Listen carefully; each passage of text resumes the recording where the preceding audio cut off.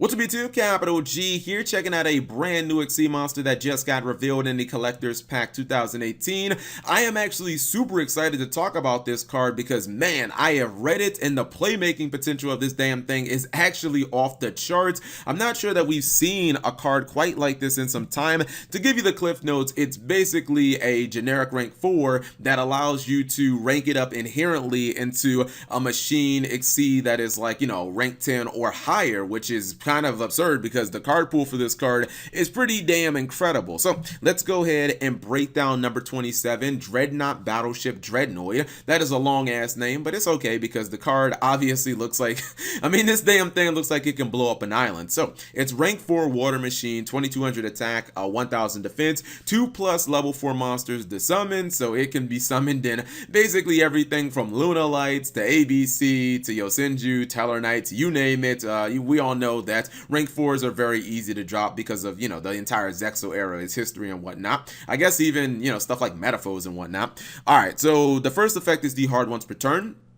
And it says, if this card destroyed an opponent's monster by battle at the end of the battle phase, you can special summon one rank 10 or higher XC machine monster using this card as material. This special summon is treated as an XC summon, and then the XC materials transfer over into the new monster. The second effect is, if this card would be destroyed by battle or by card effect, you can detach one material from it instead. So first things first, I'm actually going to talk about the second effect because I feel like because of the first effect letting you go into rank 10s and 11s and 12s, like that's what everybody's going to focus on, but I think it's just really refreshing that we have a generic rank 4 that has some really good card protection built into it. This thing can, not be destroyed by battle once, or excuse me, not even once per turn.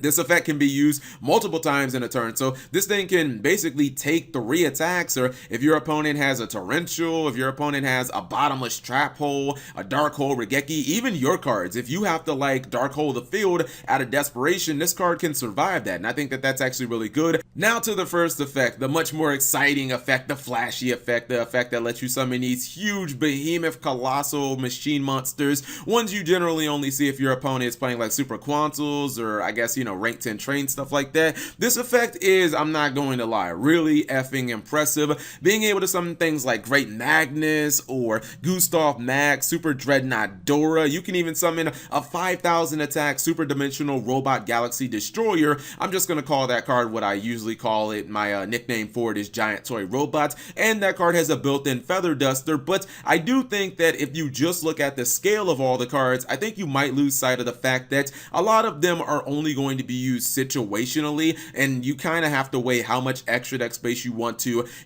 kind of allot to this. I honestly think that if you're just running all these cards, then, damn, you're just using so much space, especially considering you have to actually run something over, and you have to do it with a 2200 monster. Now, I'm not saying that that's all that difficult to do, especially if you're playing against decks like Trickstar or Paleozoic, even, Invoked in certain cases where maybe they summon Alistar, you hit them with, an infinite transient and they just don't have any other plays. It's like, all right, I can easily get this card on board and just run over your monster and then summon something, but you have to look at some of these cards' effects, right?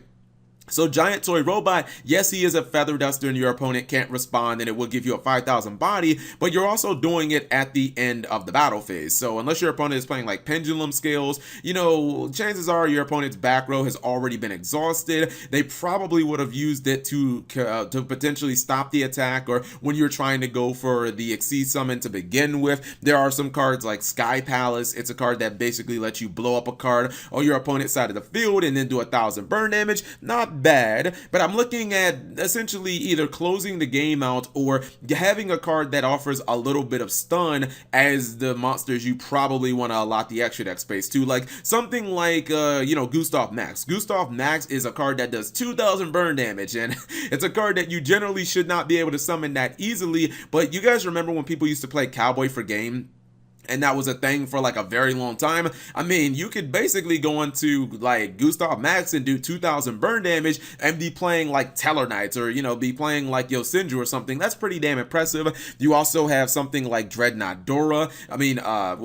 Super Dreadnought Rail Cannon Dora. That's such a long name. These damn Ana cards, man, they have like really long names. But yeah, Dora is a really good card, considering that during your opponent's turn, if your opponent tries to Regeki it, if they try to, slumber it, or they try to use some type of like card effect, Castell, anything masterpiece, you can make it unaffected. And Dreadnought Dora has 4,000 defense, so she's a really difficult card to actually attack over, and at the same time, she's actually like a card that can kind of make herself impervious to other like card effects. You also have Great Magnus, which I talked about. Great Magnus, I believe, only needs 2 materials on it to basically have the spin effect, or yeah, to have the spin effect where you shuffle one of your opponent's cards back into their deck. I think the real question with this card is, are you willing to give up some extra deck space for some really big playmaking potential? And I really feel like the answer historically has been yes. I mean, yes, this is a little more conditional than some of the other cards that I'm going to compare it to, but you guys see Scapegoat. People play, you know, sometimes 6, 7 cards just for Scapegoats.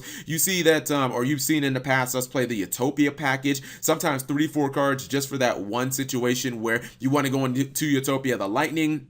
You want to be able to attack over your opponent's monster with a 5,000 beater, I guess, or, you know, attack a face down monster that you don't want to have to activate or something like that. These are all situational plays, but you see people like regularly, you know, a lot 3 to, you know, 7 cards sometimes just for these situational plays. Would I be willing to run maybe 3 cards in my extra deck just for the potential of pulling this card off? I kind of feel like I would. Being able to summon, you know, a Dora off of a rank 4, being able to summon a Gustaph Max and burn my opponent for 2,000 and have a 3,000 beater in defense mode, like, yeah, I kind of feel like it's worth it, because a lot of these decks that can summon rank 4s, Trickstar, Yosenju, ABC, like, they don't even have that many good extra deck monsters anyway, so it's not like they really have a ton of extra, or it's not like their, you know, their extra deck is all that cluttered anyway. So you guys let me know what you think. I think that this card is actually really excellent, and if it wasn't generic, I don't really think that we'd be talking about this, but the fact that any rank 4 deck or any deck that can summon rank 4s can summon this easily makes me think, man, Norton is never coming back. So you guys leave it in the comment section below. Thank you guys for watching. As always, subscribe if you have not already. Turn on that notification bell for daily videos.